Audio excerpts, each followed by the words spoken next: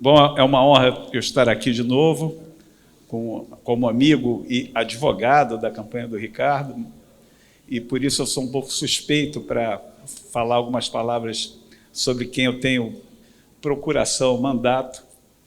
Então, para já estar um pouco atrasada essa cerimônia, esse evento, eu vou passar direto a palavra ao presidente do Cidadania do Rio de Janeiro, o Dr. Conte Bittencourt, que vai falar algumas palavras. Por favor. Boa noite a todas e todos. Eu já quero iniciar pedindo desculpas. Uma agenda de família hoje à noite, e a gente que milita parte da vida na política tem que abrir sempre uma agenda para a família. Eu sou de Niterói, tenho uma agenda de família que, se eu faltar, a minha mulher não vota comigo no dia 2 de outubro. Então, rigorosamente, tenho que atravessar a ponte para lá estar. Mas olhem, interessantíssimo esse ingresso do Ricardo num partido com a história do Cidadania. Eu costumo dizer, milito nesse partido há mais de 2 décadas, onde exerci 9 mandatos, sendo que 6 pelo Cidadania PPS. Tem um partido que compreendeu as reformas necessárias na política brasileira e na visão de Estado moderno. Eu diria aos amigos e amigas aqui do Ricardo que esse partido é o Cidadania. E tem no Freire a sua história de militância na utopia do velho socialismo, ainda pensado no modelo do comunismo. Faz uma reforma no início dos anos 90. Eu sou de uma família de empresários de educação. Eu já ouvi muita gente perguntar, mas, Conte, não há um conflito aí até existencial seu em estar num partido que tem essa natureza, você ser família de empresários de educação? Eu já entrei nesse partido, Ricardo, no PPS, Partido Popular Socialista, a reforma feita em início dos anos 90. Mas não, esse partido, ele rigorosamente vem construindo a sua trajetória, desde que lá entrei, uma visão de um mundo social-democrata. Uma visão de mundo que os liberais têm espaço. Eles que entendem que o Estado tem que ser efetivo na sua missão, no seu papel e nas suas mais diversas dimensões. Depois vem a segunda reforma desse partido com os movimentos cívicos, agora já do final da década passada, e se olharmos o cenário brasileiro, talvez o Cidadania tenha sido o partido que mais acolheu quadros dos movimentos cívicos, Avante, Livres, e faz a sua segunda reforma de agenda de pauta política, criando Cidadania, sem perder referenciais de uma visão de um campo social-democrata, mas compreendendo toda uma nova organização da economia do mundo globalizado, de necessidades que o país passa a ter de uma nova agenda política. Então, as conversas com o Ricardo e com Orlando Tomé foram conversas extremamente proveitosas nesse período que antecedeu o ingresso do Ricardo, da Antônia Leite e de tantos outros quadros no Cidadania, para juntos podermos discutir o Rio de Janeiro, podemos encontrar saídas para esse Estado. Eu falava essa semana, Marcos Trindade, que talvez eu, com todo o exercício partidário e parlamentar nesse Estado, talvez não consiga hoje elencar mais do que 20 nomes da nossa representação federal. Eu tenho 30 anos de militância política e, como disse, exerci alguns mandatos nesse Estado e fui candidato a vice-governador na chapa do Eduardo Paes em 18. Eu não consigo, Ricardo, elencar mais do que 20 nomes parlamentares que representam o pensamento desse Estado na questão da dimensão nacional. Ter o Ricardo, como outros quadros, dando a sua contribuição. Um país que atravessa aí, nesse momento, uma eleição que se avizinha uma radicalização de extremos, onde a nossa defesa intransigente tem que ser pela democracia, pela institucionalidade do país, fazendo com que se tenha um equilíbrio para que a saída seja encontrada, mas num Estado que tem uma profunda deformação nas suas escolhas. Não é possível o Rio de Janeiro, no século XXI, não apresentar um projeto de desenvolvimento estratégico, e o Ricardo discute muito isso, uma visão que possa pensar o território do Estado nas suas mais diferentes áreas, a dependência, e aqui muita gente do pensamento econômico grande do óleo e do gás. A gente olha o noroeste do Rio de Janeiro, é a mesma coisa de 60 anos atrás, lá nada acontece. A gente vê o sul do Estado já de uma industrialização do passado, perdendo o seu vigor e a sua capacidade, e os governos rigorosamente deitados no berço esplêndido da maldição do petróleo, sem perspectivas que possam dar a esse Estado, aquilo que todos nós desejamos.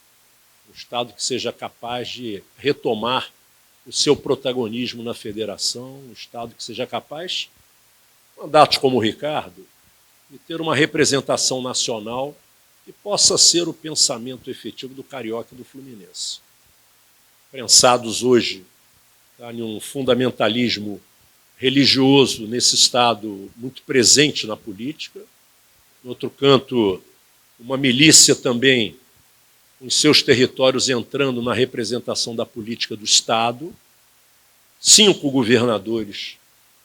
E falo com tristeza, mas também com certo conforto, porque não votei em nenhum deles. Perdi com Gabeira, perdi com Denise Frossá, perdi com Jorge Roberto Silveira, perdi com César Maia, perdi até que eu disputei como vice-governador. Mas acolhemos as urnas, rigorosamente acolhemos as urnas como democratas que somos. Mas tem algo errado nesse Estado, nas escolhas que vêm sendo feitas.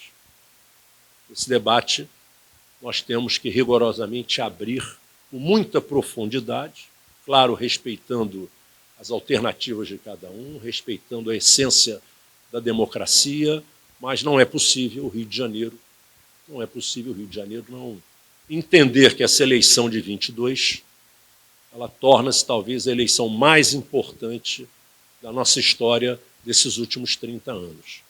Então eu quero pedir mais uma vez desculpas por não poder ficar até o final desse encontro. Está aqui o Persinoto, nosso companheiro de longa trajetória nesse partido, mas, Ricardo, não vou declarar o voto aqui a você.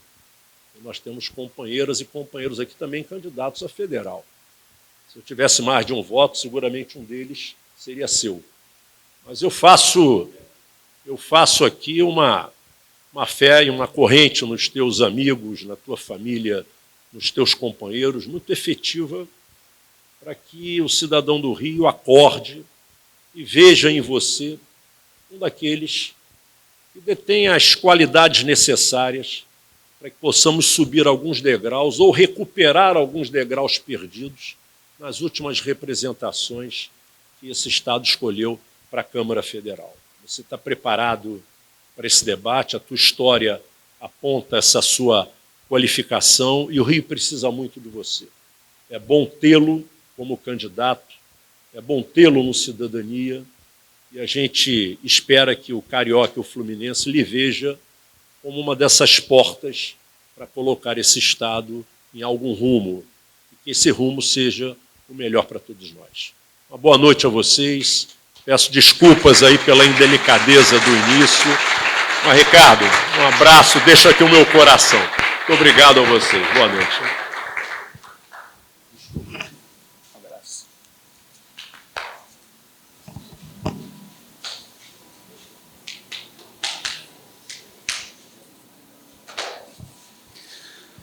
Bom, seguindo o roteiro que me foi imposto pelo Orlando, coordenador, eu chamo agora a fundadora do Livres, Helena Landau.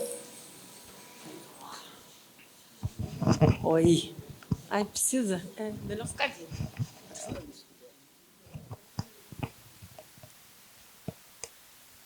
Bom, Ricardo, melhor sorte na campanha desta vez, porque é a segunda vez que estou aqui te apoiando, como sempre.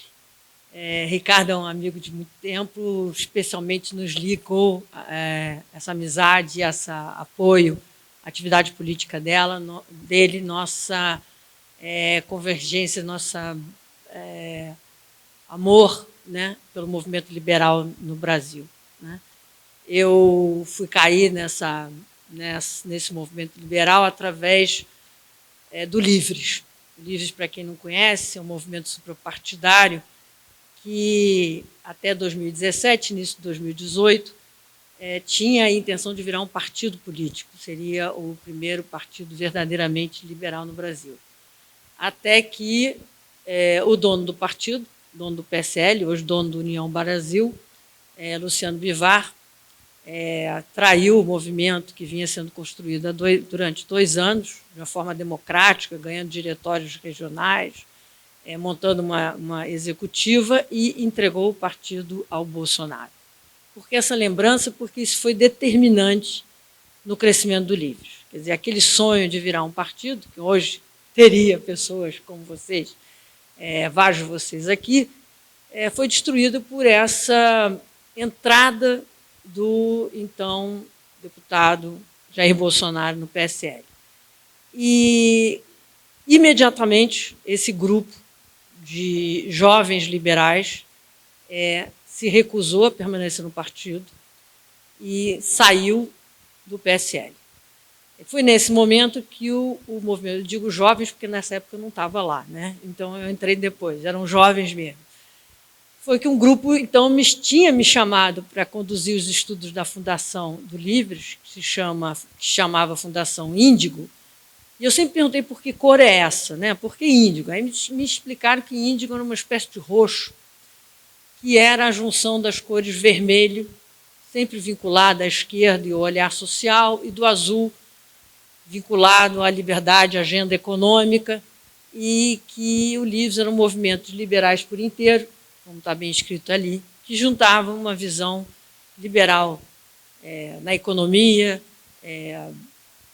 e progressista nos costumes, com viés, com todo um olhar social. Acho que o Ricardo vai falar disso melhor do que eu à frente, não vou estragar.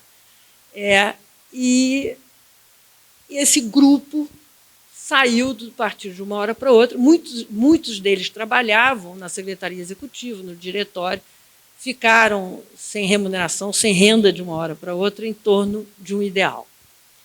Essa paixão por esse ideal liberal me conquistou, e aí eu que estava em dúvida se ia topar esse desafio de entrar num programa, de construir uma ajuda de um programa econômico, um programa social, um programa liberal, eu não tive dúvida e aceitei o convite do então presidente do Livres, Paulo Gontijo, hoje candidato a deputado estadual no Rio de Janeiro.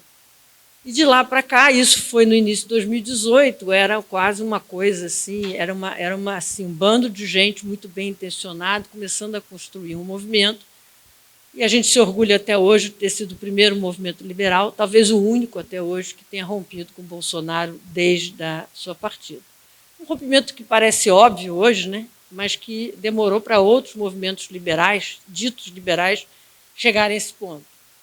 Para nós não havia dúvida que uma pessoa que tinha como seu livro de cabeceira, o livro como seu herói, um torturador como Ustra, não poderia jamais usar a palavra liberal no seu discurso, na sua agenda. Tudo isso depois se confirmou durante o seu governo, e, inclusive, a agenda liberal econômica, tão prometida pelo atual, ele ainda é ministro, né, ministro Paulo Guedes, de que daria um choque de agenda liberal na economia no Brasil. Nem isso aconteceu. Né? A gente não tem privatização, a gente não tem abertura comercial, as reformas não saíram do papel. Por que eu estou dizendo tudo isso? Porque a tarefa do movimento liberal no Brasil hoje é ainda mais difícil do que era 4 anos atrás. porque tudo virou culpa do liberalismo. O que deu certo ninguém lembra, que foram alguns avanços acontecidos durante o governo Fernando Henrique. A gente olha para o governo Fernando Henrique, estou vendo Davi Zilberstein aqui, que participou junto. A gente olha para o governo do Fernando Henrique, as pessoas falam assim, com a cara feia, aquilo é social-democrata, aquilo é meio centro-esquerda. O fato é que o Fernando Henrique trouxe para o Brasil essa possibilidade de uma agenda liberal na economia e uma agenda social. E nem precisava se discutir naquela época uma pessoa progressista nos costumes, porque isso não era nem debate. Né? Esse é um debate hoje que não deveria nem estar existindo, não deveria ser importante.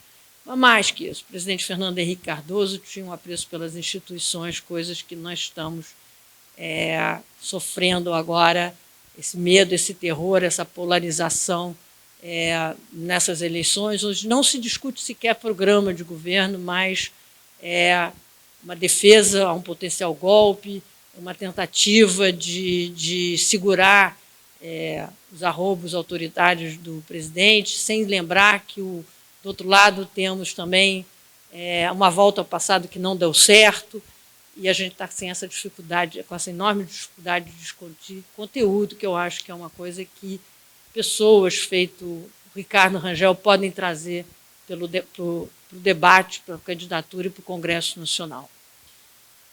Eu, quando vim me preparar para aqui, eu comecei a me lembrar, assim, o que eu vou falar sobre o Livres, né? Já falei bastante, o Livres é minha paixão, é onde eu me dedico, praticamente todo meu trabalho intelectual.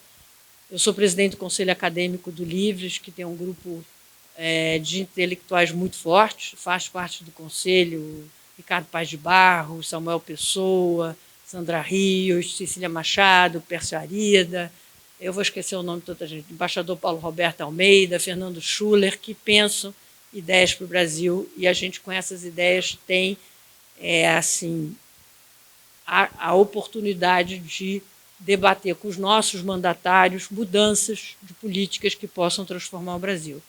Por que eu estou falando isso? Porque quando a gente começou, eu estou vendo o Paulo Gontijo ali, quando a gente começou, que a gente vai ser? A gente vai ver um movimento suprapartidário, vai ser um saco de gato, vai tentar fazer um novo partido. E o Paulo não me deixa mentir, ele estava numa discussão uma vez comigo, onde um consultor apresentava alternativas para os livres, e no meio das alternativas ele falou, olha, fui procurado por uma pessoa tentando vender um partido para vocês. E tinha até preço, estava 17 milhões de reais. Como se mesmo que a gente tivesse, né? Você mostra um pouco o que era em 2017, 2018 e que se consolidou agora na representação política partidária brasileira. É uma troca-troca de fundos partidários, a busca de representação dos deputados em cima do que aquilo que pode trazer mais fundo partidário na próxima eleição. São os deputados federais que marcam, não em torno do seu programa, do que prometem pelo Brasil, mas quantos votos eles podem carregar para que o fundo partidário se torne ainda mais importante na eleição seguinte. O fato é que, apesar de todas essas dificuldades que o Livres apresentou, sofreu durante o ano de 2018, foi se consolidando em 2019, já passamos por algumas eleições, o Livres hoje tem 41 mandatários.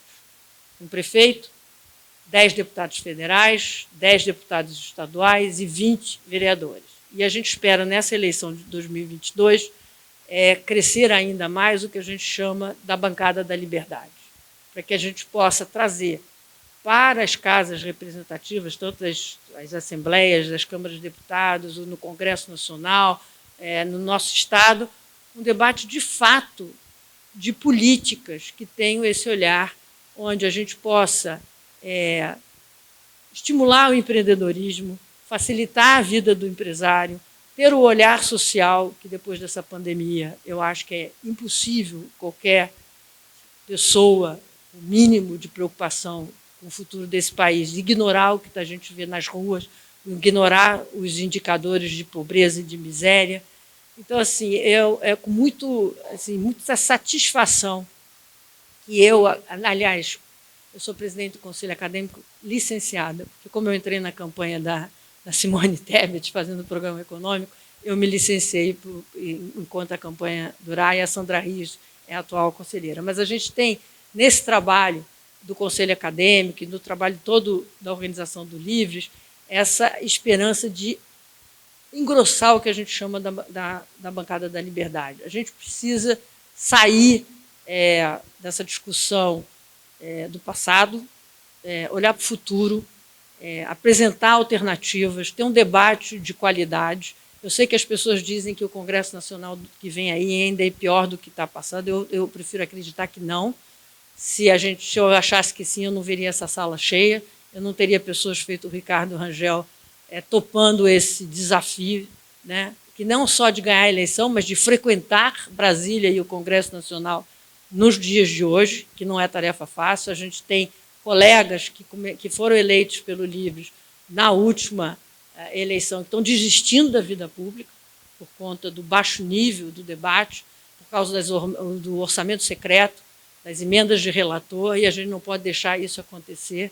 Então, eu quero assim, agradecer, como cidadã e como presidente do Livres, a coragem e a determinação do Ricardo de enfrentar isso. E para deixar de ser tão séria, assim, né, porque eu não sou muito séria, né, eu acho que a gente está aqui junto para celebrar o fogão no G4. Estamos aqui... né? Quem virá depois de mim, o candidato. E eu queria dizer que toda vez que eu vim falar em nome do Livres, eu escolho uma camiseta, né? O Livres, quem quiser entrar na lojinha do Livres, a gente vende canecas, botões, camisetas. Por favor, entrem e nos ajudem. Aí eu ia vir com uma camiseta que eu gosto muito, que é a do Zeca Pagodinho, né? Que fala assim, ó, se eu pago meus impostos, né? Eu bebo e tal. Aí eu ia vir com uma outra camiseta dizendo... se não privatizar, quem paga a conta é você. Aí tinha uma outra camiseta que é o populismo entra pela porta, a liberdade sai pela janela. Aí eu abandonei as camisetas do Livres e resolvi trazer uma fala do Gil do Vigor, que é o que eu sinto no dia de hoje. O Brasil está lascado. A gente precisa de Ricardo Rangel.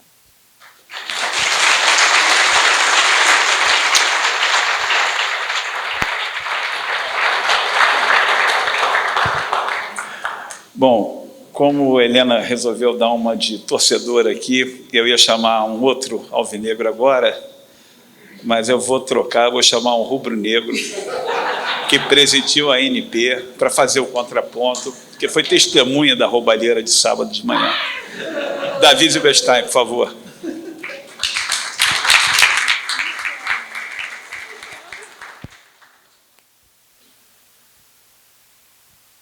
Boa noite.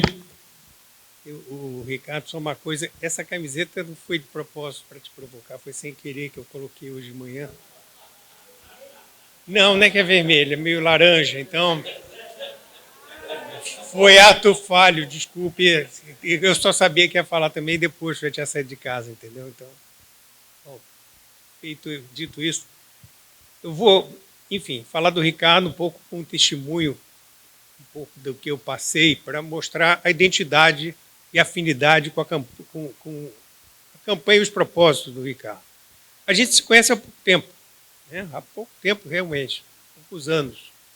Mas a gente tem sempre há 4 anos por aí. Então, só que é uma convivência de curta idade, digamos assim, mas muito intensa em termos de convívio. E esse testemunho que eu quero dar, uma boa parte, a Helena colocou aqui, a gente foi contemporâneo de muitas das ações e muitas das aventuras. A minha primeira campanha eleitoral foi em 1978, do Marcelo Cerqueira. Muitos aqui eu vejo, talvez lembrem, e era em plena ditadura, e o Marcelo, na época eu tinha 23 anos, e nós fizemos uma campanha linda que começou com muito pouca gente. Na época, a campanha, ao contrário de hoje, com as redes sociais, a campanha era na rua mesmo. A campanha era na rua, era casa a casa, panfleto, Eu me lembro que o Enfio fez um lindo panfleto por Marcelo na época, e que foi uma campanha, para mim, muito reveladora do papel que cada um de nós pode ter em termos de transformação política e de transformação na vida das pessoas. Marcelo foi um dos grandes parlamentares naquele período, muito corajoso, era um grupo de jovens advogados que defendiam presos políticos e que se lançaram na política, na época também, se não me engano, Modesto da Silveira e mais alguns, enfim, e que foram eleitos, foram deputados extremamente importantes, ou seja, a importância do momento de encaixar o discurso político no momento adequado. Depois, aquele na época era o antigo MDB, eu militei no MDB até a fundação do PSDB, fui um dos fundadores do PSDB, uma proposta que na época social-liberal, social-democrata, mas que na prática se revelou extremamente liberal. Um parênteses em relação a isso, talvez pouco se lembre, logo no início do governo atual, houve uma coluna do Sardenberg, que é uma pessoa com quem eu gosto muito, é meu amigo, enfim, e que ele falou que finalmente temos um governo liberal. Porque os governos do passado só vendiam para fazer uns trocados e coisa ruim. E eu escrevi para ele, imediatamente escrevi: Sardenberg, você foi, me valendo da amizade que eu tenho com ele até hoje, eu reputo Sardenberg como uma das pessoas mais corretas que eu conheço, apesar de divergir em muitas coisas, enfim. Eu disse: você foi injusto. Fiz um e-mail para ele imediatamente. Eu disse: você foi injusto, porque você está chamando o governo liberal, que até agora não vendeu um parafuso, isso era o final do primeiro ano do governo, enquanto um governo que você chamou que só queria arrecadar uns trocados, vendeu a Vale, abriu o setor elétrico, abriu o setor de petróleo, abriu o setor de telecomunicações, vendeu o setor de petroquímica, enfim, listei para ele e ele, passando uns dias, não me respondeu, e ele resolveu, a coluna da semana seguinte, começou dizendo: eu fui injusto, e reproduziu o meu e-mail, sem me consultar. Foi uma situação um pouco constrangedora, ainda bem que eu não falei, não xinguei ninguém, mas ele reproduziu exatamente o que eu tinha colocado e falou: eu fui injusto.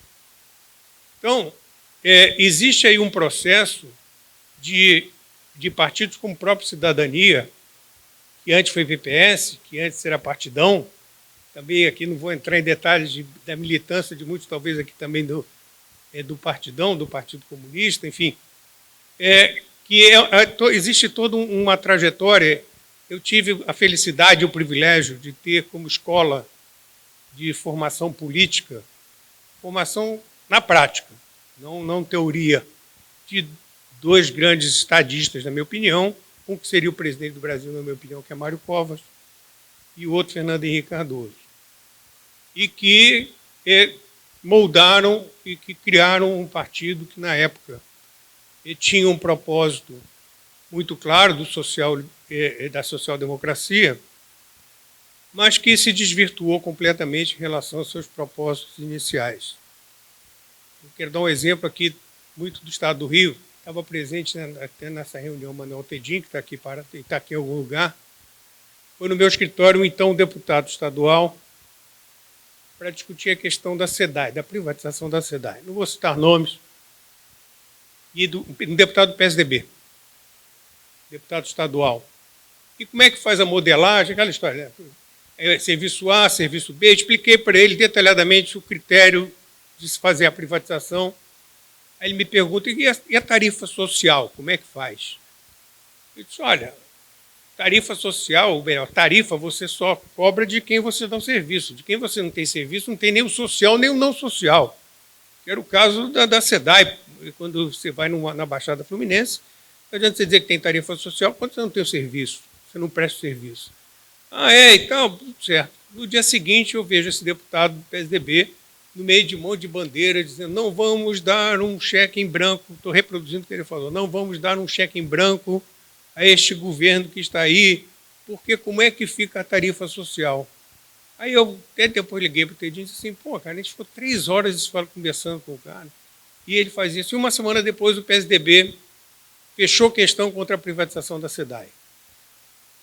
Aí eu entrei no Google e disse assim, como fazer para se desfiliar de um partido.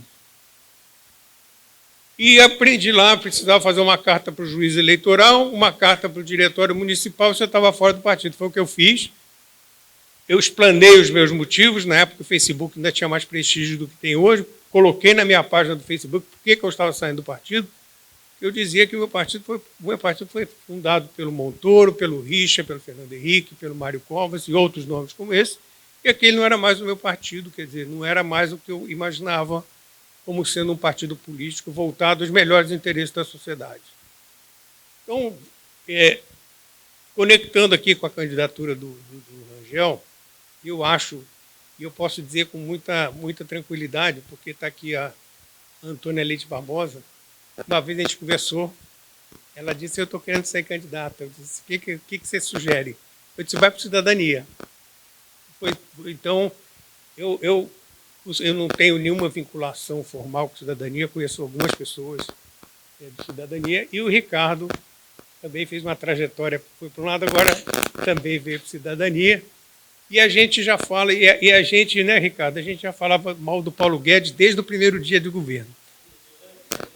Quando todo mundo dizia que ia ser espetacular, que ia ser o máximo, que ia tal, a gente já dizia assim, isso aqui literalmente, isso aqui é uma fraude.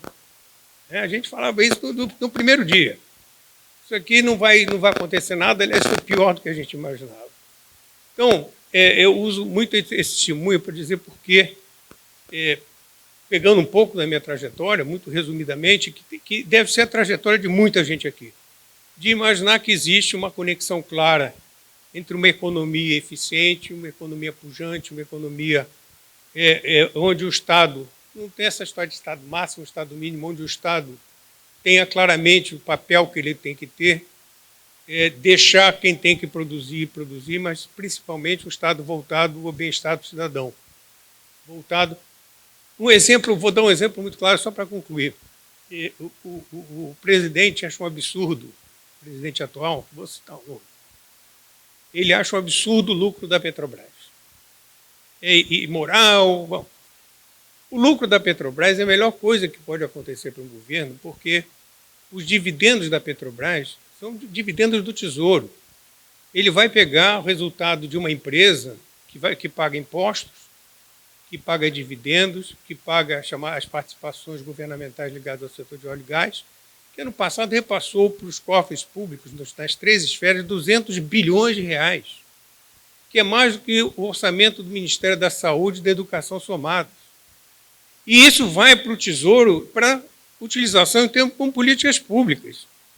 Quer dizer, o lucro, é uma empresa que se tornou saudável, que quase quebrou, e que esse lucro vai para um governo, aí depende do governo, evidentemente, da democracia, para um governo escolhido, ele tem suas prioridades, porque para que serve uma empresa saudável, para que serve uma economia que funcione? Quer dizer.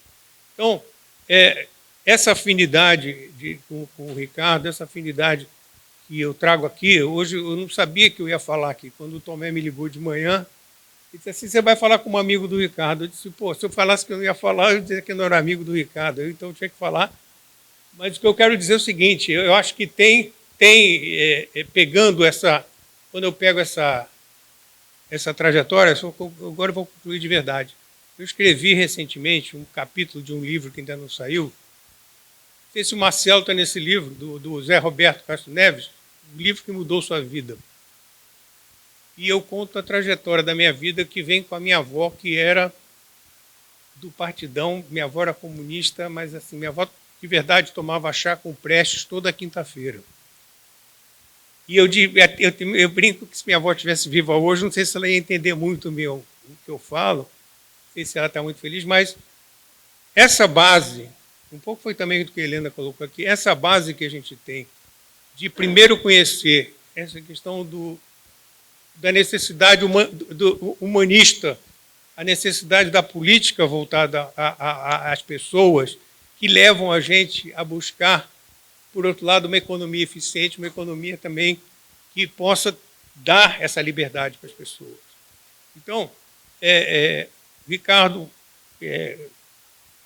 Antônia é querida amiga, mas o Conte é o presidente do partido, né? Então ele não pode declarar o voto. Eu posso declarar meu voto, dizendo também que se alguém por acaso, que é difícil acontecer, não gostar do Ricardo, vote na Antônia. Então, só para dizer que é um voto muito consciente, com muito orgulho de ser amigo do Ricardo, e só dizendo mais uma coisa, eu acho que o Rio de Janeiro merece, nós somos, lamentavelmente, nós somos a capital da milícia, nós somos a capital do que é de pior em termos de política nacional. Então, ter um candidato, ter deputados como o Ricardo, como a Antônia, por exemplo, isso é um luxo que nós temos a oportunidade de trazer para o Estado, e trazer para dentro de casa, e trazer para o que a gente precisa. Então, hein? Tá bom, então.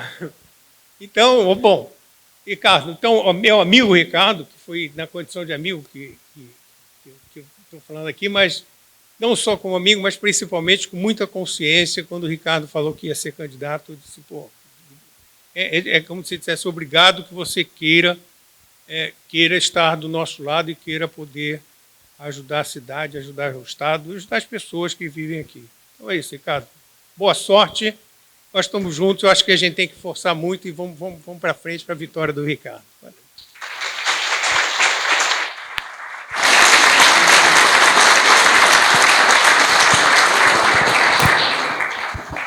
Bom, já que elogiaram muito a coragem do Ricardo de ser candidato, eu tenho um outro grande amigo aqui que foi tão ou mais corajoso que o Ricardo, porque ele foi candidato a governador.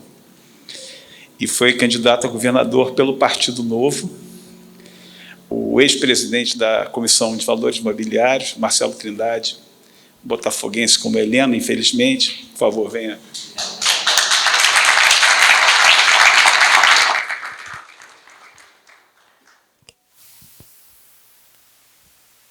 Eu não sou botafoguense como Helena, porque ninguém é botafoguense como Helena. Mas eu sou, de fato, botafoguense. E notei que o Davi não mencionou o Flamengo em toda a sua explanação, apesar do pedido expresso do Elinho, né? Então, assim, hoje realmente a turma está quieta, né? E nós estamos... Tem que aproveitar, porque isso não vai durar muito, então... Exato.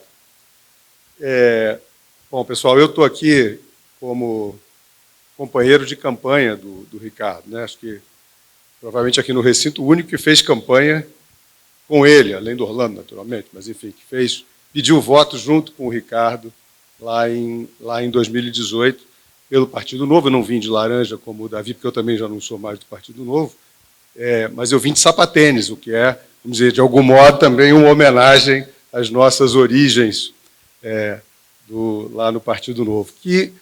Que o Ricardo, como ele, aliás, com muito mais convicção no começo e muito menos no final, acreditava que podia ser esse veículo para que os liberais, né, e a Helena mencionou a esperança de que o PSL tivesse sido isso em algum momento, quando o Livres se associou ao PSL, e o Novo parecia, para alguns, como o Ricardo e eu, naquele momento, como um potencial veículo para que essas vozes liberais do Rio de Janeiro pudessem buscar representação. Porque é, de fato, muito triste que a gente tenha bons deputados do Rio de Janeiro representando o pensamento de esquerda, né? Quem pode dizer que o Freixo não foi um bom deputado, que o Molon não foi um bom deputado, né? São representantes dos quais a gente se lembra, que estão lá defendendo as pautas da esquerda do Estado do Rio de Janeiro, né? Os eleitores do Estado, e a gente não tem essa mesma representação, e não tem há muito tempo, talvez nunca tenha tido no tempo recente, pós-Constituição de 88, do pensamento liberal do Rio. E provavelmente não é porque não haja esse pensamento no Rio, é porque esse pensamento não conseguiu encontrar ainda espaço suficiente. Então a gente achou, né, que o Novo era esse caminho, podia ser esse caminho, né, e o Partido Novo elegeu um deputado federal, infelizmente não foi o Ricardo, infelizmente mesmo, né, para o nosso Estado, porque vocês imaginem como teria sido bom ter, nos últimos 4 anos, o Ricardo como uma voz liberal representando o Rio de Janeiro no parlamento. Então, hoje, quando eu fico radiante, na verdade, de saber que ele vai ser candidato, de apoiar essa candidatura, né, e de declarar voto nele, né, quer dizer, o Conte, claro, não podia fazer, mas eu também quero lembrar que todo mundo que votar no Ricardo está votando na Antônia também, né, e vice-versa. E que quando a gente vota num candidato a deputado federal, é bom ver quem são os outros nomes do partido, porque, enfim, né, a gente pode dormir com o sonho de ter o Ricardo e acordar com um pesadelo. Então, aqui a gente já sabe que não vai ser o caso, porque quem votar no Ricardo, na pior das hipóteses, pode acordar com o Antônia e Ricardo, que seria espetacular. E, na pior das hipóteses, só com o Antônia. Tá bom, não foi o ideal para quem queria votar no Ricardo, mas é maravilhoso, porque será a Antônia. Lembrem-se sempre disso, né, quando forem votar, quem são os candidatos desse partido. E eu acho que o Cidadania fez muito bem, pena que o Conte já foi embora, mas, enfim, já o cumprimentei lá fora pela excelente aquisição do Ricardo, da Antônia, de abrir o partido mais e mais para ser esse veículo desse pensamento. Nós temos, no Ricardo, a meu ver, um candidato de excelência por várias razões. Primeiro, pela sua experiência de vida, né? Para você representar um Estado como o Rio no parlamento, você precisa ser esperto, você precisa ser alerta, você precisa saber com o que você está lidando, você precisa saber chamar a atenção imediatamente quando as coisas passarem pela sua frente, né? E o Ricardo tem essa capacidade. É um homem que é empresário, que conhece o mundo real, né? A dificuldade do mundo real, as belezas do mundo real. É um homem de uma incrível cultura e com apreço à cultura que vem do berço, né? E que, portanto, considerando um deputado que você quer no Rio de Janeiro, um representante do nosso Estado, essa é uma qualidade absolutamente essencial e nós, infelizmente, de novo, não temos esse representante. Quem é o nosso representante no parlamento que pensa a cultura como um elemento fundamental do nosso DNA do Rio de Janeiro? Não temos esse representante e podemos ter no Ricardo esse representante. Podemos ter no Ricardo o representante liberal, alguém que lembre que as planilhas e os desenhos teóricos da lei muitas vezes causam mais dano do que as melhores intenções dos seus autores podem sequer imaginar. Então é preciso ter alguém para dizer, não vamos fazer isso, né? Aqui não é o lugar para nós entrarmos, aqui é o lugar para que nós façamos o mínimo, né? Que a gente garanta o espaço para a iniciativa privada, o espaço do incentivo adequado, dosado, para a atividade privada se desenvolver.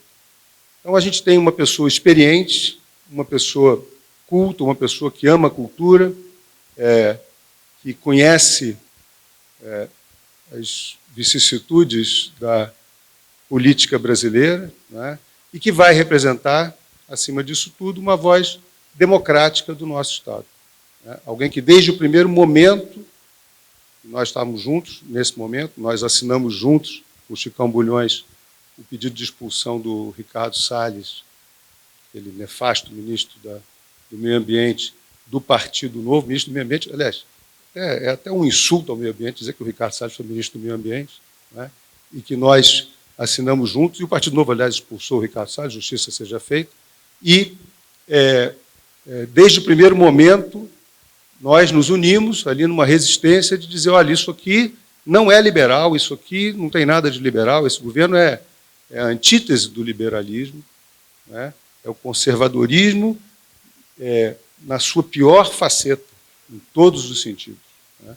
E, portanto, também essa voz forte, corajosa, que o Ricardo teve durante a campanha, junto comigo, eu vi, ninguém me contou, a gente falando isso durante a campanha, perdendo votos juntos, durante a campanha, para as plateias com quem a gente falava, né, naquele embalo, naquela onda que atingiu o país e o Rio de Janeiro em particular, o estado do Sudeste, em que o candidato Jair Bolsonaro recebeu mais votos, tanto no primeiro quanto no segundo turno, não nos esqueçamos disso, esse é o nosso estado, é o estado do Rio de Janeiro. Então, o Ricardo Rangel foi essa voz e será essa voz no Congresso Nacional de defesa disso tudo que a gente ainda acredita que simboliza o nosso estado, que a gente ainda acha que representa o que nós temos de melhor. E que, na verdade, se estiver representada lá, esse tipo de Rio de Janeiro, essa espécie de Rio de Janeiro, essa verdade do Rio de Janeiro, eu tenho certeza que há de fazer lembrar a todos os cidadãos do nosso estado que este é o verdadeiro Rio de Janeiro. E eu tenho certeza que o Ricardo Rangel vai ser esse nome lá para a gente.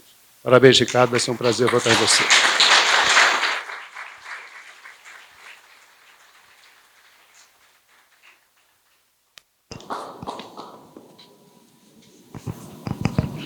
Bom, antes de eu passar a palavra ao nosso Ricardo, eu vou citar aqui alguns nomes presentes.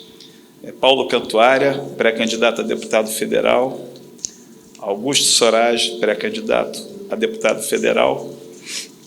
Antônia, que já foi citada várias vezes aqui, Antônia Leite Barbosa também, pré-candidata a deputado federal. Agnaldo Martins, pré-candidato a deputado federal. André Zanella, pré-candidato a deputado estadual. Denise Vieira, pré-candidata a deputado estadual. Paulo Gontijo, também já foi citado aqui, pré-candidato a deputado estadual. Felipe Carlos Carvalho, coordenador estadual do Livres, no Rio de Janeiro. Juliette Matos, coordenadora nacional do movimento Mulheres M23. Eliseu Neto, coordenador nacional da Diversidade 23. Agora, só tem uma pessoa aqui nessa sala que eu conheço há mais tempo que o Ricardo, que é minha irmã. O Ricardo eu conheço da nossa época de Fonte da Saudade, vários amigos em comum. Ele, mais novo que eu, era mais amigo do meu irmão do que de mim, mas com o tempo ele viu que eu era mais interessante que meu irmão. E passou, apesar dos dois serem grandes conhecedores de vinho, de culinária, eu sou mais da cerveja, ele ficou, para ciúme do meu irmão, mais amigo de mim do que dele. Então, com vocês, agora eu passo a palavra desse meu velho amigo.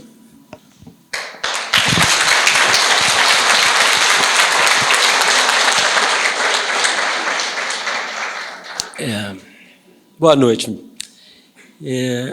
Eu queria agradecer muito a vocês por estarem aqui hoje. Hoje é uma segunda-feira de noite com muita chuva. Faltam 5 meses para a eleição. Esse é um evento político e esse auditório está lotado. É uma enorme alegria e eu agradeço muito mesmo, de coração. Não é fácil fazer isso. Acho que mais ou menos um mês atrás, Helena e eu fizemos um evento na Livraria Argumento para divulgar o Livres, e o Marquinho Gasparian, dono do Argumento, que está sentado ali, chegou para mim lá, 1 minuto, uma coisa que realmente me deu muita animação. Assim. Ele foi um pouquinho, logo antes de começar, ele falou, Ricardo, foram uns 15 minutos, não tinha chegado ninguém. Você não se incomode se tiver assim umas 3 pessoas na plateia, porque eu estava conversando outro dia com o Rui da Livraria da Travessa, e ele me disse que agora, depois da pandemia, normalmente tem mais gente na mesa debatendo do que na plateia. Isso realmente me deu muita coragem e animação para fazer aquela conversa com a Helena. E, para nossa felicidade, né, Helena, não foram 3 pessoas, foram quase 30, o que era bastante gente para um evento daquele porte, do jeito que a gente organizou. Mas é muito impressionante que haja tanta gente, a uma distância tão grande da eleição, querendo vir aqui numa segunda-feira de noite, com chuva, ver o lançamento de uma pré-candidatura. Então, de novo, Muito obrigado a vocês por esse esforço. Queria agradecer também muito às pessoas, meus queridos amigos, que falaram aqui antes de mim. É sempre interessante você chamar seus amigos para falarem bem de você, né? Porque é meio chato você ficar falando bem de você mesmo. Mas o Elinho, como ele disse, a gente se conhece, sei lá, quando eu tinha 8 anos, ele 12, a gente morava no mesmo quarteirão. E o Marcos, que é mais da minha idade, ficou mais meu amigo e tal, ele vai ficar muito feliz com o que você disse hoje, que vai me matar, espero que ele não veja, se ele não pôde vir hoje, espero que ele não veja esse vídeo. As outras pessoas que estiveram aqui são meus amigos há relativamente, enfim, muito menos tempo, né? Mas é uma alegria ver essas pessoas que eu admiro há muito tempo, que eu vim a conhecer anos atrás, mas já há relativamente poucos anos, mas que eu admiro há muito tempo. A Helena Landau, por exemplo, desde a privatização, o trabalho que ela fez, que eu conheci a Helena do jornal, né? Vim conhecer a Helena depois por causa do Livres e tal, mas sempre tive muita admiração por tudo que ela fez. O Davi Zilberstein era presidente da Agência Nacional do Petróleo, que eu também acompanhava a Helena do jornal e por quem eu tinha enorme admiração. E a mesma coisa com o Marcelo Trindade, eu conhecia, porque eu trabalhei no mercado financeiro há muito tempo, e ele foi presidente da CVM. Então, eu sabia perfeitamente quem ele era e também tinha... Eu me lembro quando ele era diretor, ele multou um cara muito importante, um capitalista desses tubarões, assim, em 100 milhões de reais, que na época eram 100 milhões de dólares, que era um negócio de uma coragem enorme. E depois eu conheci o Marcelo na campanha de 2018, ele, mais maluco do que eu, sendo candidato a governador do estado do Rio de Janeiro, que deve ser uma coisa comparável a você querer ser governador da província de Medellín, na Colômbia, nos anos 70. Né? Então, é muita coragem, mas um certo grau de insanidade. E nós nascemos no mesmo ano, torcemos pelo mesmo time, que é o Botafogo, e ficamos muito amigos. Né? Então, são 3 pessoas que são muito amigas e por quem eu tenho enorme admiração profissional, e é um enorme orgulho para mim vocês 3 terem falado aqui hoje. Bom, queria falar um pouco do Cidadania, agradecer ao Conte, que falou aqui agora. A história do Cidadania é um pouco curiosa. Eu fui candidato pelo Partido Novo, né? Eu não estou de sapatênis, Marcelo. Eu nunca tive um sapatênis. Eu tive um sapatênis, mas eu nunca usei. Me deram de presente, eu não troquei. Escolher um partido no Brasil não é uma coisa simples, porque o sistema partidário brasileiro é uma mixórdia. Na campanha, um pouco antes da campanha de 2018, a gente estava numa reunião que o Manuel Tedin, que está aqui, que é um economista importante, que na época era filiado ao PSDB, organizou. E a gente fez um debate junto com o Carlos Pereira, que é um cientista político, e o Paulo Gontijo, que era, na época, presidente do Livres. E nós 3 éramos candidatos, nós 3, eu e o Manuel a federal e o Paulo a estadual. E eu virei para o Carlos Pereira, que é um dos maiores conhecedores de sistemas partidários do mundo inteiro, e aqui em particular, perguntei ao Carlos, nós 3 estamos aqui, eu, o Manuel e o Paulo, cada um de nós está num partido, eu estou no Novo, o Manuel está no PSDB e o Paulo está no Cidadania. Nós temos exatamente a mesma visão de mundo, de sociedade, de economia, de direitos individuais, da justiça social. Tudo isso é igual para nós 3. E nós estamos em 3 partidos diferentes. Como isso é possível? No Brasil é possível. Ele deu uma explicação que a gente sabe qual é. A mixórdia, que é o sistema partidário brasileiro. Quando eu fui para o Novo, eu tinha uma ideia, como o Marcelo falou, de um partido com respeito à iniciativa privada, preocupação com responsabilidade fiscal, uma política econômica sensata e justiça social, direitos individuais, combate à pobreza, desigualdade, todas essas coisas meio óbvias, né? que a gente precisa numa sociedade, que no Brasil, por algum motivo, as pessoas parecem que acham que para ter justiça social é preciso explodir o orçamento, enfim. Essa experiência não deu certo, né? O Marcelo saiu, eu também, mais ou menos pelos mesmos motivos. Nós perdemos muito voto durante a campanha, porque a gente já dizia que o Bolsonaro ia ser um desastre, não tinha nada de liberal, etc. Enfim. E aí, quando eu fui pensar onde é que eu vou, né? E tinha essa coisa de cidadania, eu acho que talvez seja esse partido que seja o que tem essa preocupação da justiça social com responsabilidade fiscal, com respeito à iniciativa privada, com uma política econômica sensata. E fui conversar com o Conte, e o Conte e o Jaime Muniz, que está aqui, nós tivemos várias conversas excelentes e me receberam de braços abertos. E eu tenho orgulho também de ter tido a minha ficha de filiação abonada pelo Roberto Freire, que é uma das maiores lideranças políticas do Brasil, com décadas de serviços prestados e uma grande luta pela democracia e pela redemocratização.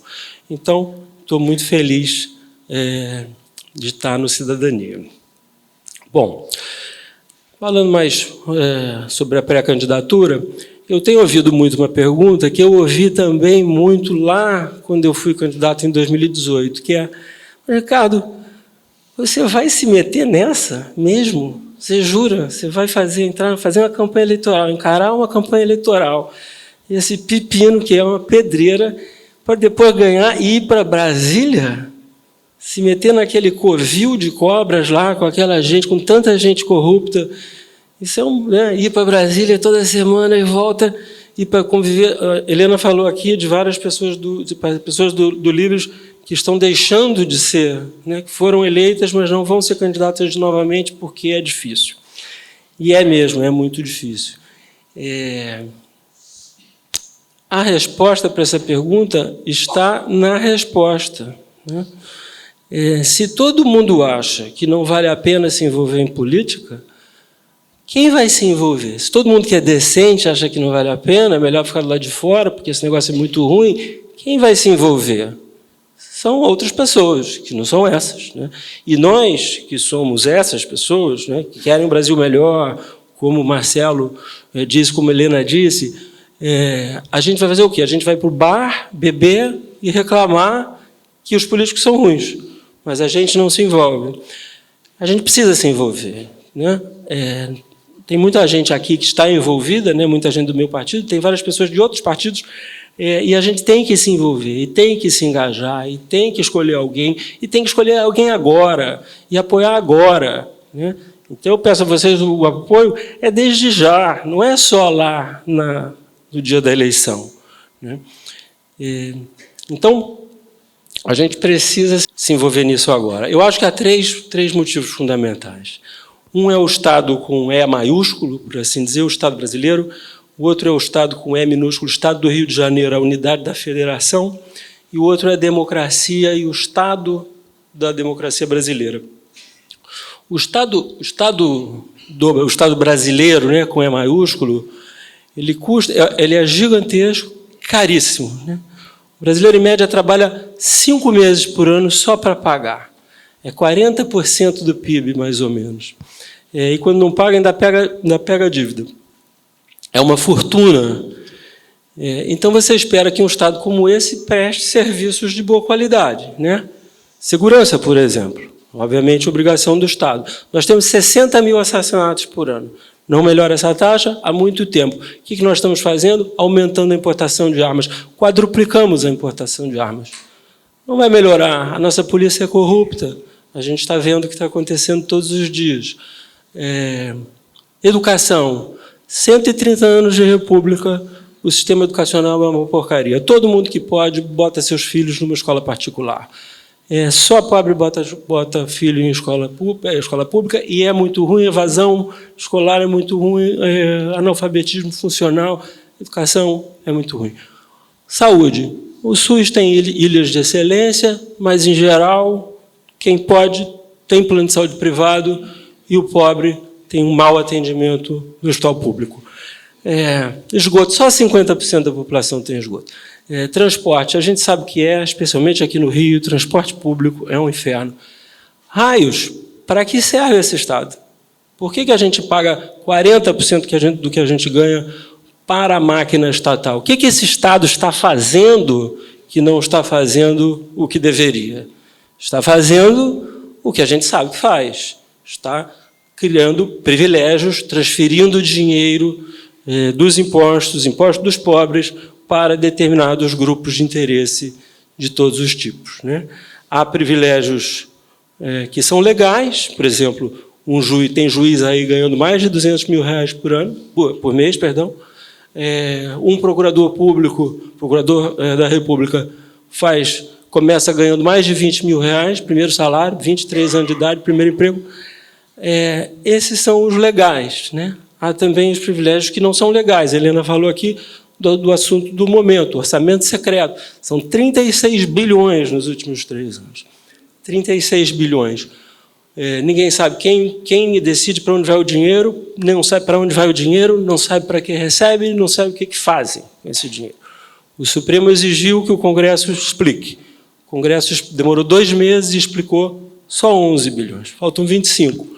Ninguém sabe para onde é que esse dinheiro foi. Agora, desses 11 bi, você vê mais ou menos o que acontece, né? O presidente da Câmara, Arthur Lira, destinou $300 milhões para o Estado dele, para fazer obras que interessam a ele ou para serem desviados, a gente não sabe como. O senador Ciro Nogueira é ministro no momento, portanto, foi substituído pelo suplente, que é a mãe dele. A mãe do Ciro Nogueira, destinou R$400 milhões. Afora os R$400 milhões, o sujeito trouxe a mãe para o meio da orgia.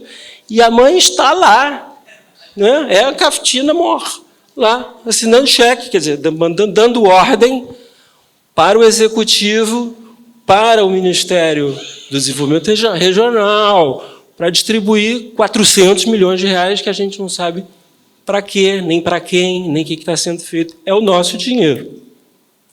Então, é isso que o nosso Estado brasileiro está fazendo com o nosso dinheiro.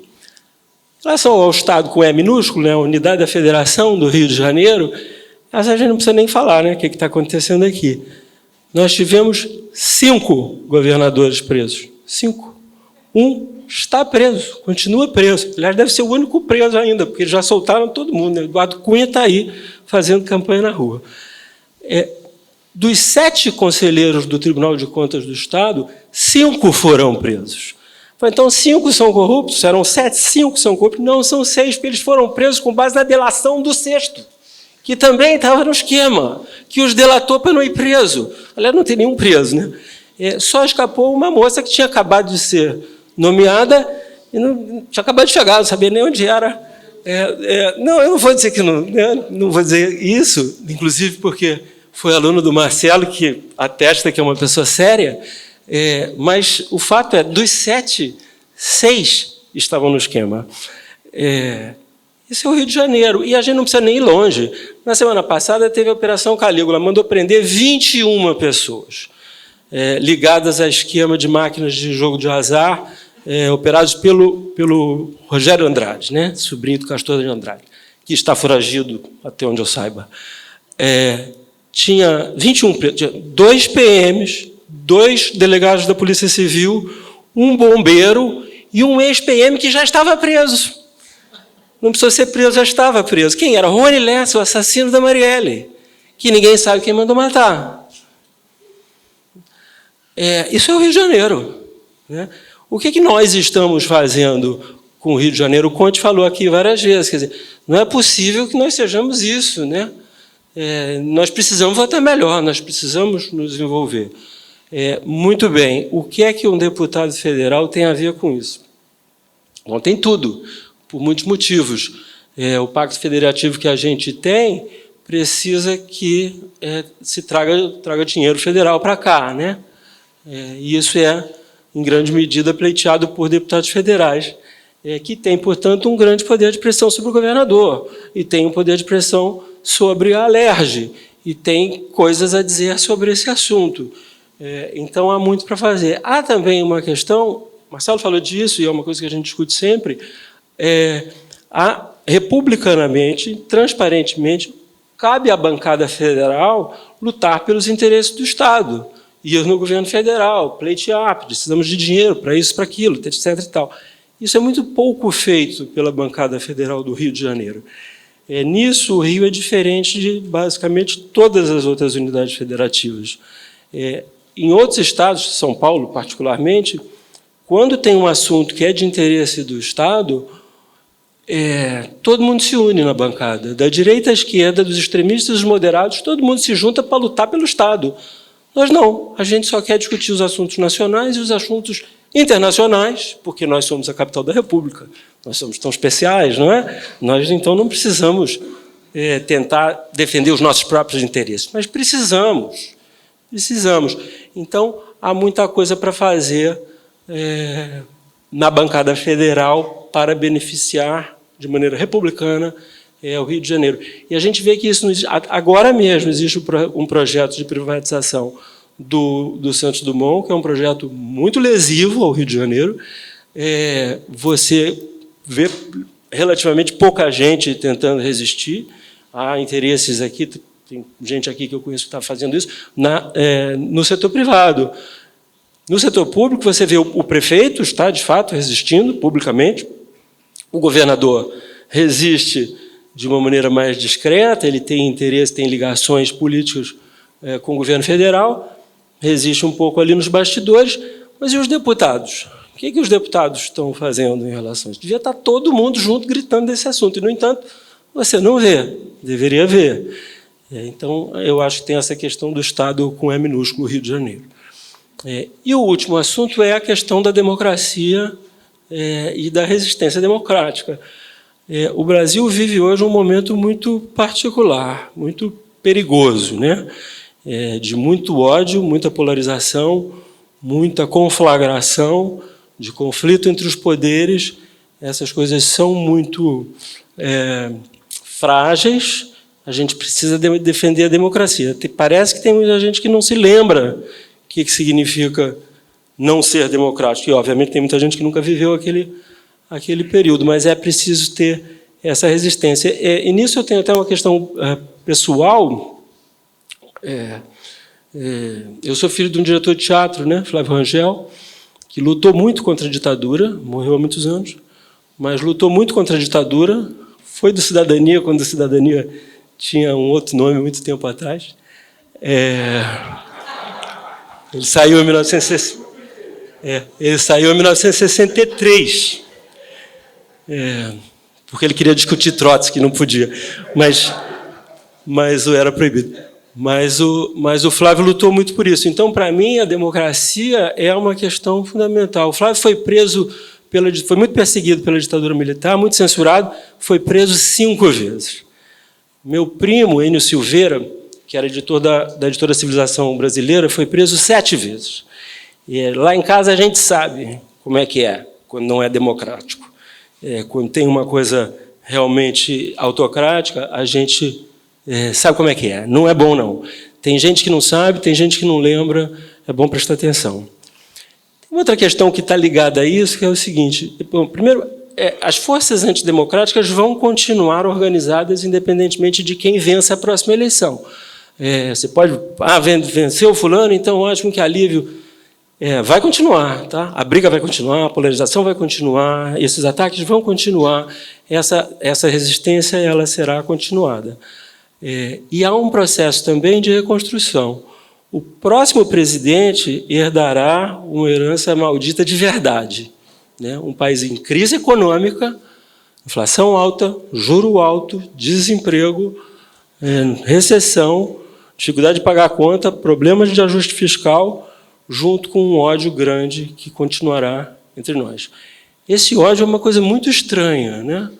Porque, um tempo atrás, todo mundo tinha um tio reacionário, todo mundo tinha um primo comunistinho ali, não sei o quê, meio anarquista, e todo mundo jantava junto, e todo mundo se beijava, e todo mundo se gostava, e não tinha problema nenhum. E agora você vê todos... Eu conheço vários casos, vocês vão te conhecer também, irmãos brigados com irmãos por causa de política. Filhos que não falam com mães por causa de política. Isso é um delírio, nós estamos malucos, nós estamos muito doentes com uma coisa que é muito inflamada por conta das redes sociais, e a gente precisa se entender. A gente vai ter um país que vai precisar ser reconstruído, independentemente de quem for o eleito.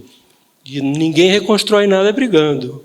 A gente precisa dar um jeito de se entender, precisa de ter moderação, compreensão e muita conversa.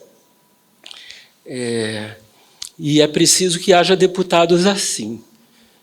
Nós não precisamos de deputados, e como teremos muitos, brigões, que querem ódio. A gente precisa poder conversar. Então, eu acho que são essas três questões. O que a gente faz com o Estado brasileiro, o que a gente faz pelo Estado do Rio e como é que a gente reconstrói o país a partir de 2023. E é por isso, então, que eu estou lançando a minha pré-candidatura. É importante dizer que eu sou pré-candidato e não um candidato, pelo motivo simples que é proibido por lei dizer que eu sou candidato. Como é proibido por lei pedir seu voto. Não vou pedir o voto de ninguém. É muito interessante a lei eleitoral brasileira, porque assim, eu não posso dizer que eu sou pré-candidato e não posso pedir voto, mas eu posso dizer que eu vou ser candidato e eu vou pedir o seu voto, mas só no dia 16 de agosto, quando começar formalmente a campanha eleitoral. Repare que a campanha eleitoral começa no dia 16 de agosto e acaba no dia 2 de outubro, até um mês e meio. É feito para não dar certo, né? É feito para ninguém conseguir fazer campanha. Claro que quem quer fazer campanha está lá fazendo campanha, ninguém diz nada e tudo bem. Mas quem é novo tem muito mais dificuldade, você não consegue levantar dinheiro. Como é que se paga a pré-campanha, por exemplo? Como é que se paga isso aqui? Né? Precisa pagar. Tem que pagar do bolso, tem que receber uma doação na física de um amigo, você tem que inventar coisas, porque você não pode ir para a rua e pedir doação normalmente, porque a campanha eleitoral não tem o CNPJ, que é onde vai receber. Dá para receber dinheiro, pedir dinheiro agora para receber em 16 de agosto. Aliás, eu vou pedir. Daqui a pouquinho eu vou dar o endereço da vaquinha legal, porque a vaquinha é legal, está num site chamado Voto Legal,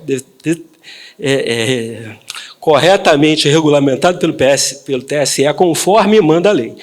Então, quando eu vou pedir dinheiro para vocês daqui a pouco, vocês já podem dar hoje mesmo, porque já está valendo desde ontem. E aí o dinheiro fica lá e a gente pega no dia 16 de agosto. Mas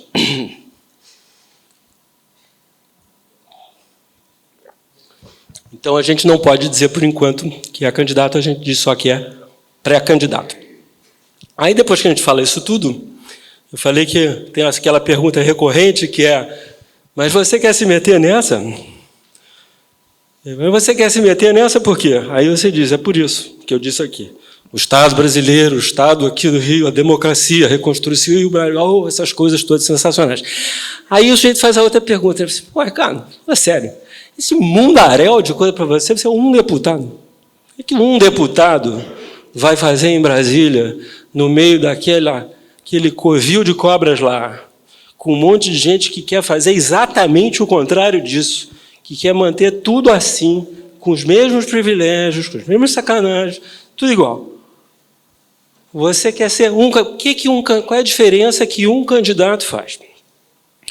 Bom, a minha resposta para isso é toda a diferença. Faz muita diferença. Você ter um bom candidato, um bom deputado, para começar, é muito melhor do que ter um mau deputado. Você tem um deputado que é bom, é um deputado a menos, porque o número de deputados é sempre igual, são 513. Então, se você tiver um bom, são só 512 ruins. Né? Mas o que esse bom deputado pode fazer? Ele pode fiscalizar o governo. Você não precisa ter todos os deputados fiscalizando o governo. Claro que se todos, né, é obrigação constitucional do Congresso Nacional fiscalizar o Executivo. Se vários não quiserem fazer isso, ok, mas se um fizer, já é alguma coisa. Ele vai denunciar. A questão aí, um bom deputado, as pessoas sabem que é um bom deputado, né? Uma voz de qualidade sobressai, ela aparece, as pessoas percebem. Então, o funcionário público que vê uma fraude ocorrendo, que quer denunciar, mas não pode ir na polícia, porque vai ser perseguido, ele vai aonde? Vai num deputado. vai no gabinete do deputado, que tem, inclusive, imunidade para poder fazer isso. Ele existe para isso. Recebe a denúncia e ele denuncia em nome dele, né? Ele avisa todo mundo, ele avisa a sociedade, ele conversa com a imprensa, o deputado tem acesso à imprensa. E aqui, falando do meu caso pessoal, eu não sou jornalista de formação, não tenho esse orgulho, mas eu escrevo na grande imprensa há muitos anos. Eu tenho muitos amigos jornalistas, as pessoas sabem que podem confiar e podem me procurar. Então, eu sou uma fonte natural para qualquer questão em relação à denúncia do que está acontecendo, etc. E tal. Vocês veem o que um parlamentar que está com vontade de fazer barulho consegue fazer, né? Vou citar um aqui que é dos mais barulhentos, e com quem eu não concordo muito politicamente, mas que faz um enorme barulho, que é o senador Randolph, por exemplo. Ele faz um barulho enorme, vocês veem, né? E ele fica indignado em relação a coisas que é para se indignar mesmo. Então, faz diferença. E depois, quem disse que é só um deputado bom, né? Pode haver muitos deputados bons. Há muitos bons candidatos. Aqui nessa sala hoje, há vários candidatos, muito bons candidatos, não só no meu partido, já se falou da Antônia aqui, mas não só no meu partido, né? Há bons candidatos de outros partidos aqui hoje também. Eu espero que todos sejam eleitos, com um voto a menos do que eu, né? Menos votos do que eu.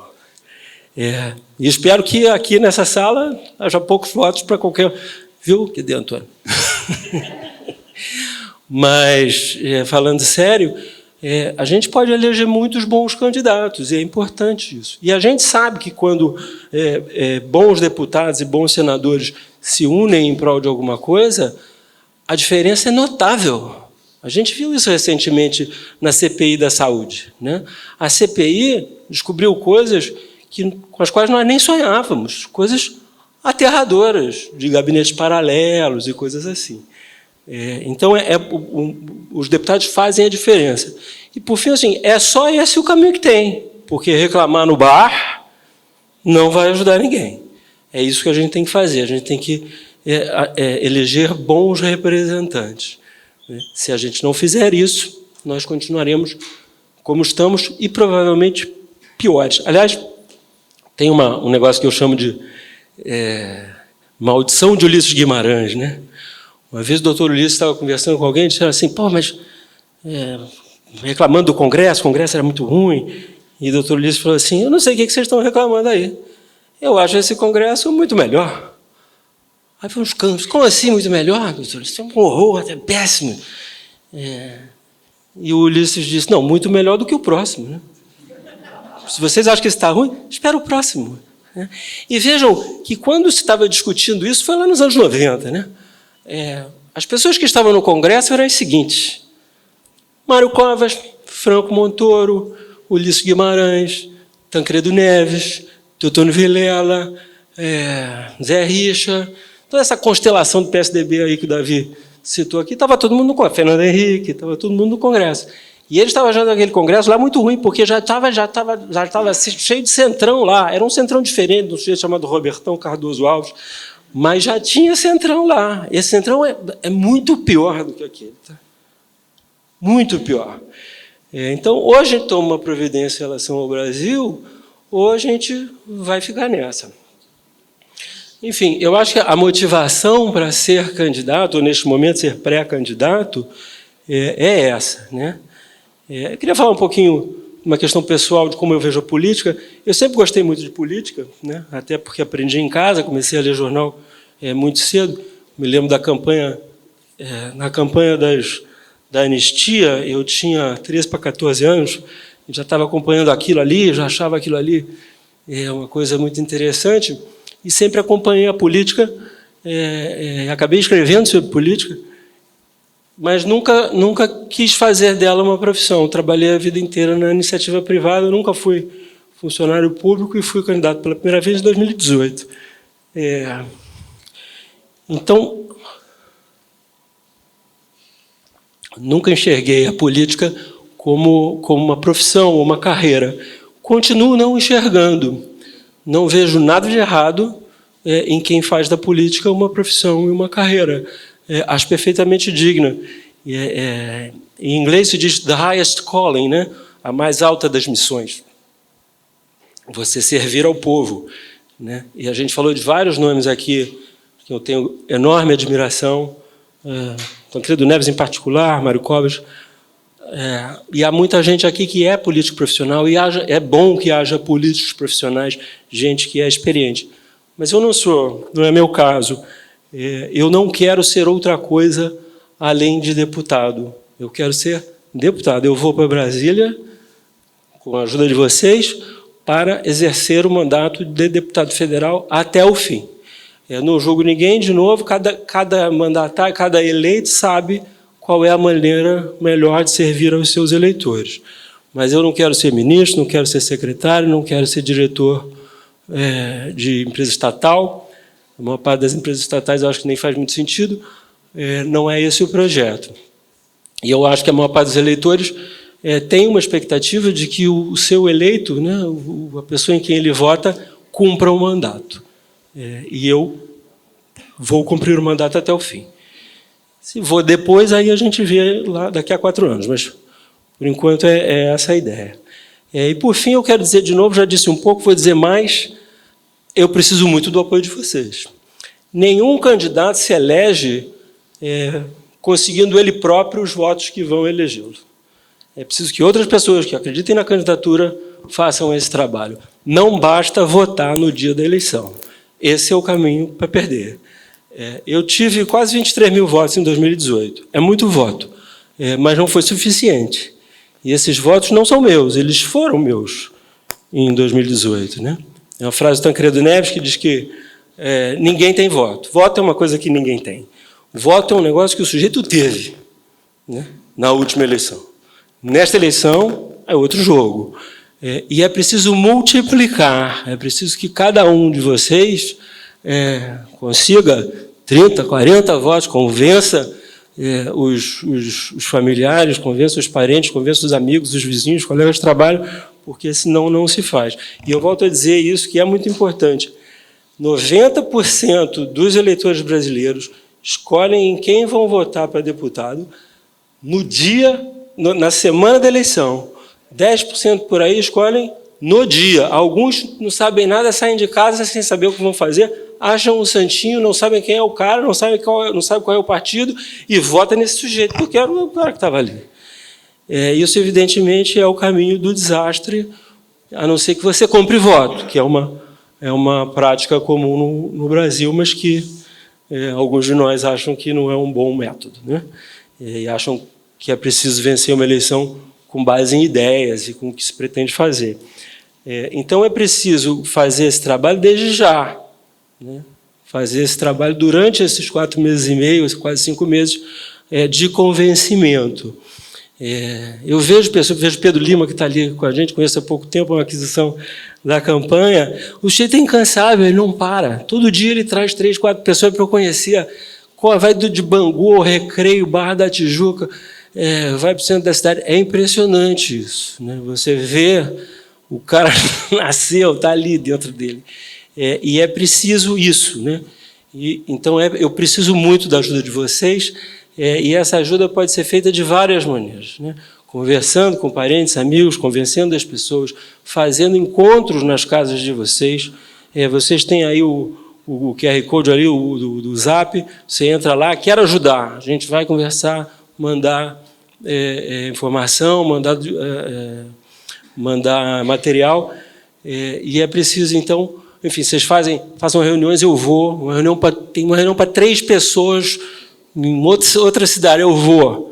Na cidade aqui no Rio, então vou em qualquer lugar, qualquer bairro. A gente vai lá, conversa, diz quais são as ideias, responde as perguntas, faz as coisas. Outra maneira de ajudar é compartilhar o que eu escrevo, o que eu publico nas redes sociais. Eu publico coisas várias vezes por dia, todos os dias, 7 dias por semana. Se você tem Instagram, Twitter, Facebook, Snapchat. Outro dia, eu tenho uma filha de 9 anos. Minha filha virou-se para mim no café da manhã e falou assim, papai, você tem TikTok? Eu falei, Luísa, Eu tenho TikTok. Eu tenho TikTok. Mas até você, papai, todo mundo tem TikTok. Eu falei assim, eu não sei se todo mundo tem TikTok, mas eu tenho TikTok. Eu tenho umas redes que eu não sei dizer os nomes. Eu estou em todas. Então, se você está alguma, me acha lá. Publica o que eu escrevo. Se você, não vou pedir para você compartilhar aquilo que você não concorda, mas se você concorda, quase concorda, acha que concorda, não sabe bem, talvez venha a concordar, publica aquilo lá. A gente precisa, né? Precisa de toda ajuda e precisa de dinheiro.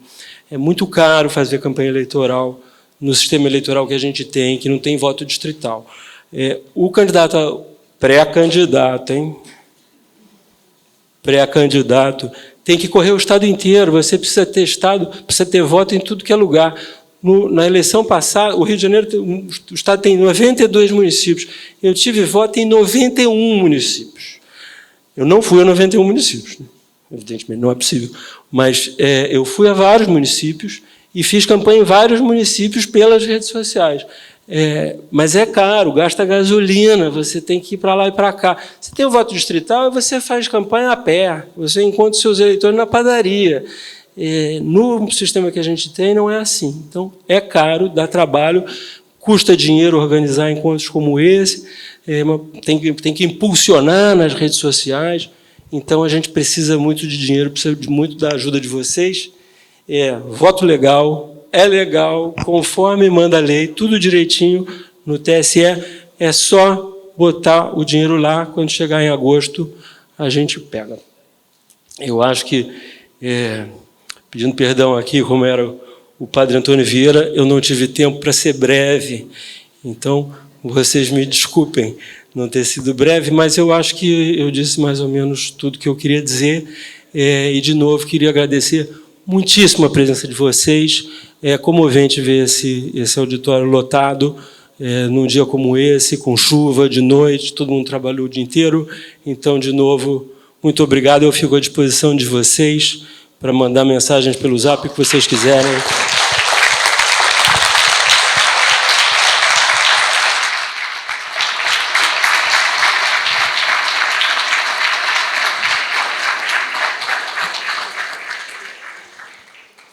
Bom, pessoal, só me resta aqui para encerrar, renovar os agradecimentos que o Ricardo fez. Gostaria de citar também o Tiago Amaral, que é pré-candidato a deputado estadual. E assim como vocês têm que ajudar o Ricardo, vocês me ajudem também. Eu estou fazendo esse trabalho agora de apresentação, faço batizado, faço comunhão, festa de debutante. É só me procurar também, eu tenho rede social como o Ricardo, não tenho TikTok, mas me achem no Facebook, em todo o Brasil, virtual ou presencialmente. Obrigado.